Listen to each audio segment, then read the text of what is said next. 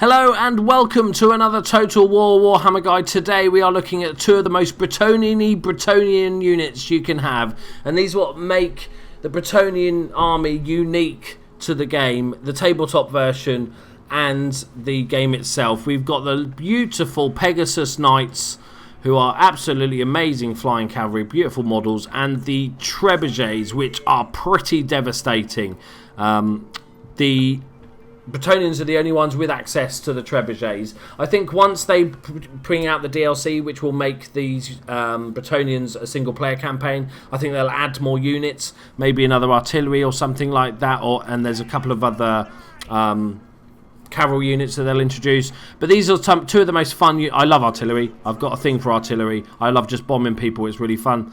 And so we're going to talk about the different units. We're going to talk about their stats and attributes, special abilities, and we'll talk about how you use them in the game. Although I think the trebuchets are quite obvious, but we'll go through them. So you get 3 for your price, for your money.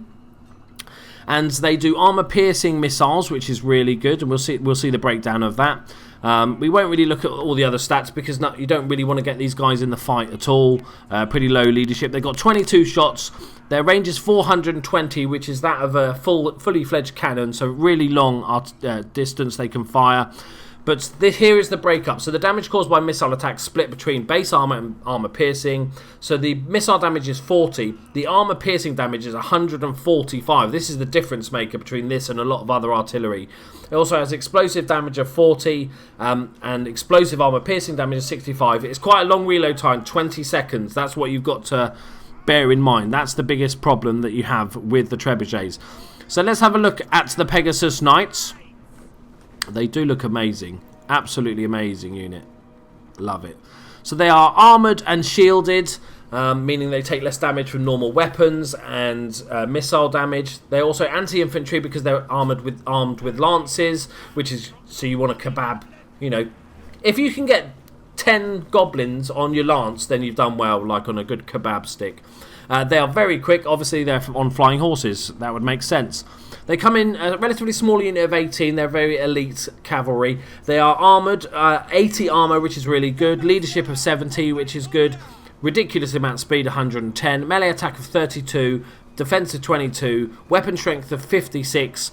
14 of that is armour piercing. And the charge bonus of decent 52. The biggest thing with these is they have vanguard deployment, meaning that they can deploy much further afield. This is your yellow line for where you can deploy, and the white is where you can deploy these vanguard deployments. So I could stick him right behind the enemy if I wanted to, so we could do a scissor attack. But for this, we're just going to sort of send them in nice and easy, just to watch them and talk about how we use them.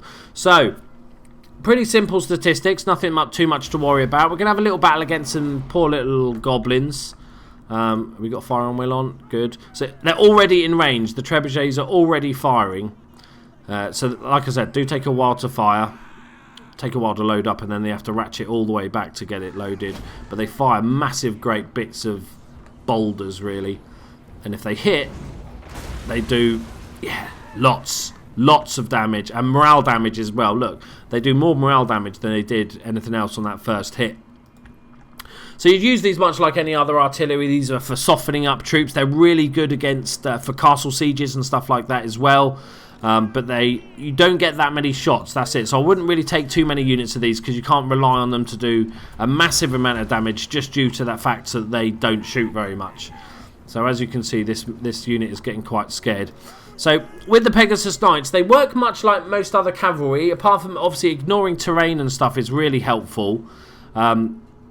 Is invaluable because the way knights work is, as I've talked about before, you bog their main army down with your standard infantry, your spearmen at arms and your polearm dudes, and once you've got them into combat, then you hit the flanks and the sides with your cavalry. And the Pegasus, because they can just fly over the top of stuff, they're even better at doing that. So we're just going to send them in just for a fun charge. But they're also amazing, absolutely amazing for hunting down artillery and going after missile units. So we're going to see the charge as they come swooping in. They're already running. Oh, that's disgusting. That's disgusting. Much like all other cavalry, you don't want to get them bogged down in combat for too long. if you don't break a unit, quickly get away. It's a lot easier to get away when you're flying, to be fair.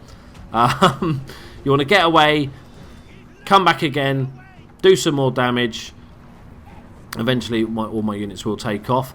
And the idea with all these guys is to basically break a unit, move on to the next one, break a unit. And my cavalry are getting charged. And we're going to charge these in the back. A couple of my units are embroiled in combat. Look, what I'll do is I'll send them right into here. So you can see, even though we're fighting goblins, you know, goblins, how shit goblins are with our expensive Pegasus Knights, is that although we'll do a crap ton of damage, if we just leave them here, they're going to start. We might just get away with breaking them. Oh, my poor hero's just about to get boshed by loads of stuff. And my Trebuchets, obviously they can't fight. They are rubbish. So as you can see, my Pegasus Knights are about to break. Even against goblins. You can't beat numbers like this. You want to engage them with something else, or find a unit out on its own that you can just destroy and then go after the next one, destroy it, go after the next one, etc, etc. There you go, guys. There's my mini little guides. They're two of the most fun units played. Like I said, I just love artillery, even if all the crew have run off.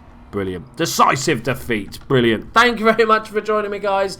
If you enjoyed the video, like it. Hit subscribe if you're new to the channel. We do tons of other Warhammer content, guides, unit guides, all that stuff. Check out, I've got a friendly fire guide. I did a review of the Blood and Gore DLC. All that good stuff. And I'll see you in the next one. Love you all. Bye-bye.